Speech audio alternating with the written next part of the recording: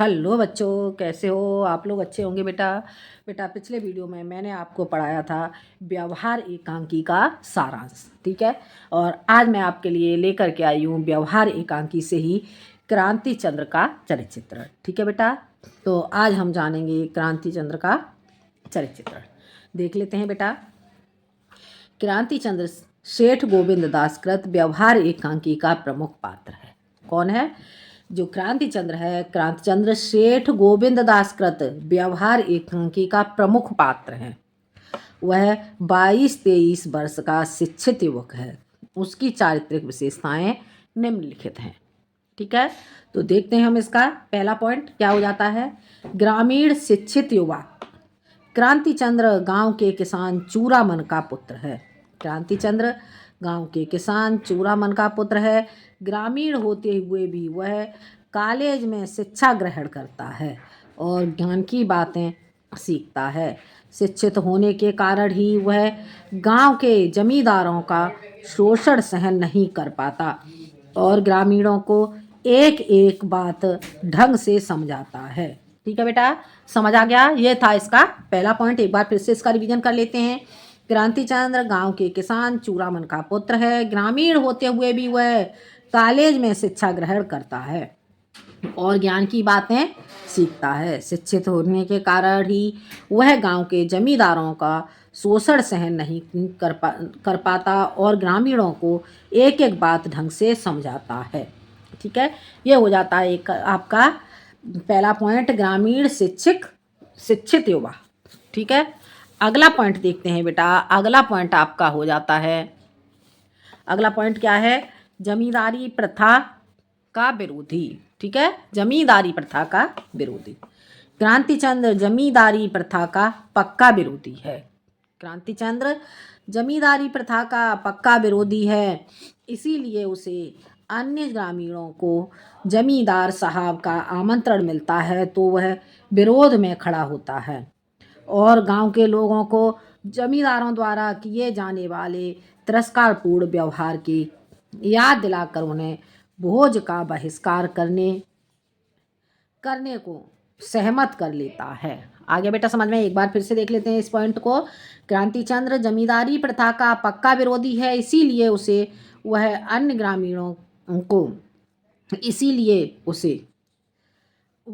ग्रामीणों को जमींदार साहब का आमंत्रण मिलता है तो वह विरोध में खड़ा होता है और गांव के लोगों को जमींदारी द्वारा किए जाने वाले तिरस्कारपूर्ण व्यवहार की याद दिलाकर उन्हें भोज का बहिष्कार करने को सहमत कर लेता है। ठीक है, अगला पॉइंट बेटा हो जाता है आपका निर्भीक। ठीक है, अगला पॉइंट क्या हो जाता है? अगला पॉइंट हो जाता है बेटा इसका निर्भीक, निडर। क्रांति चंद्र एक निर्भीक एवं युवा पुरुष है। वह सत्य बात कहने में बिल्कुल नहीं डरता। क्रांति चंद्र एक निर्भीक एवं युवा पुरुष है। वह सत्य बात कहने में बिल्कुल नहीं डरता। जमींदार को वह डाकू लुटेरा कहने से परहेज नहीं करता है। उसके पिता उसे दीवारों के भी कान होते हैं कहकर हतोत्साहित करते हैं, लेकिन वह निडरता से कहता है कि सच्ची बात कहने में काहे का डर पिताजी। ठीक है बेटा, ये हो जाता है आपका पॉइंट निर्भीक। अगला पॉइंट बेटा हो जाता है इसका निर्भीक। बेटा एक बार फिर से समझा दूं, एक बार फिर से देख लो। क्रांति चंद्र एक निर्भीक एवं युवा पुरुष है। वह सत्य बात कहने में बिल्कुल नहीं डरता। जमींदार को वह डाकू लुटेरा कहने में परहेज नहीं करता है। उसके पिता उसे दीवारों के भी कान होते हैं कहकर हतोत्साहित करते हैं, लेकिन वह निडरता से कहता है कि सच्ची बात कहने में काहे का डर पिताजी। ठीक है, इस प्रकार से जो क्रांति चंद्र है वो निडर व्यक्ति है।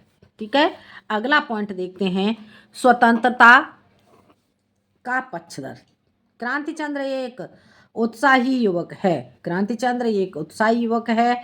स्वाधीनता की शक्ति से परिचित होने के कारण वह गुलामी बोधक शब्दों से भी चिढ़ता है। उसका नाम रेवादास है।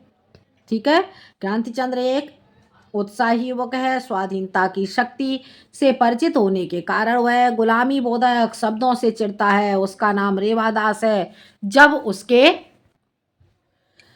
पिताजी उसे रेवादास नाम से पुकारते हैं तो वह चिढ़कर कहता है कि मेरा नाम रेवा प्रसाद नहीं, ठीक है, रेवा प्रसाद नहीं पिताजी, मैंने कई बार आपसे कह दिया मैं न किसी का प्रसाद हूँ और न किसी का दास। वह स्वयं स्वतंत्र रहना चाहता है, साथ ही गांव के किसानों को भी जमींदार के शोषण से मुक्ति दिलाना चाहता है। ठीक है बेटा, जब उसके पिताजी उसे रेवादास के नाम से पुकारते हैं तो वह चिढ़कर कहता है कि मेरा नाम रेवादास नहीं पिताजी, मैंने कई बार आपसे कह दिया मैं न किसी का प्रसाद हूँ और न किसी का दास। वह स्वयं स्वतंत्र रहना चाहता है, साथ ही गांव के किसानों को भी जमींदार के शोषण से मुक्ति दिलाना चाहता है। ठीक है बेटा, अगला पॉइंट आपका हो जाता है बेटा बुद्धिमान और तार्किक। ठीक है,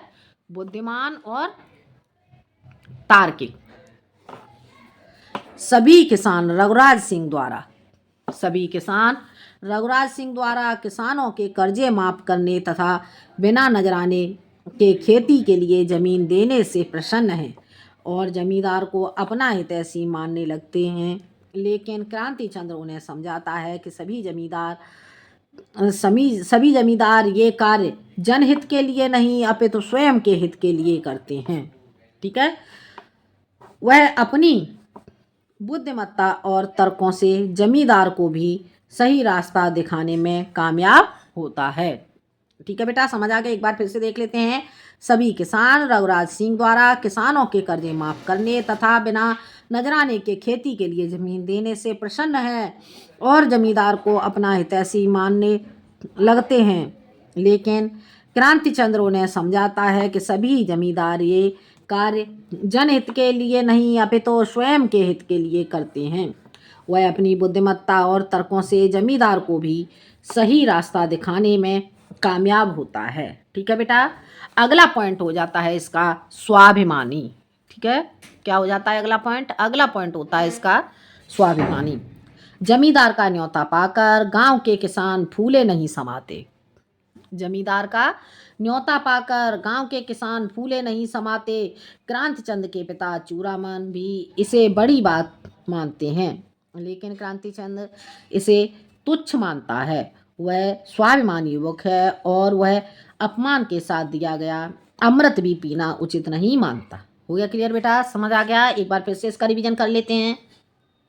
जमींदार का न्योता पाकर गांव के किसान फूले नहीं समाते। क्रांति चंद के पिता चूड़ामन भी इसे बड़ी बात मानते हैं, लेकिन क्रांति चंद इसे तुच्छ मानता है।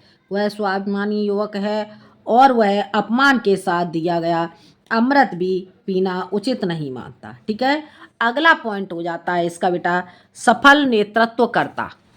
ठीक है, क्या हो जाता है अगला पॉइंट? अगला पॉइंट हो जाता है सफल नेतृत्वकर्ता। क्रांति चंद्र अपने उत्साह, विवेक, तर्क शक्ति, निर्भीकता और स्वाभिमान के गुणों के बल पर एक सफल नेतृत्वकर्ता सिद्ध होता है। जमींदार ने लालच देकर जिन किसानों से अपनी वाहवाही करा ली थी, उसने उन्हें सच का दर्पण दिखाकर अपनी ओर कर लिया था। ठीक है बेटा, समझ आ गया? एक बार फिर से देखते हैं।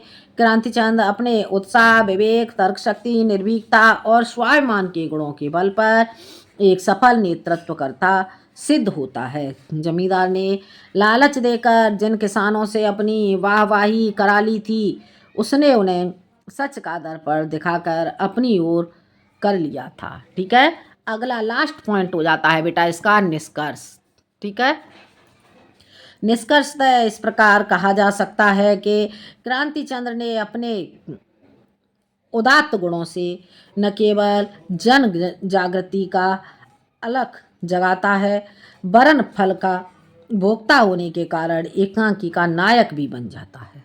ठीक है, एक बार फिर से देख लो। निष्कर्षतः इस प्रकार कहा जा सकता है कि क्रांति चंद्र ने अपने उदात्त गुणों से न केवल जन जागृति का अलख जगाया, वरन फल का भोक्ता होने के कारण एकांकी का नायक भी बन जाता है। ठीक है बेटा, तो ये था आपका क्रांति चंद्र का चरित्र।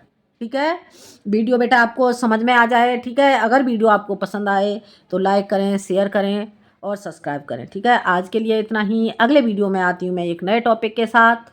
धन्यवाद।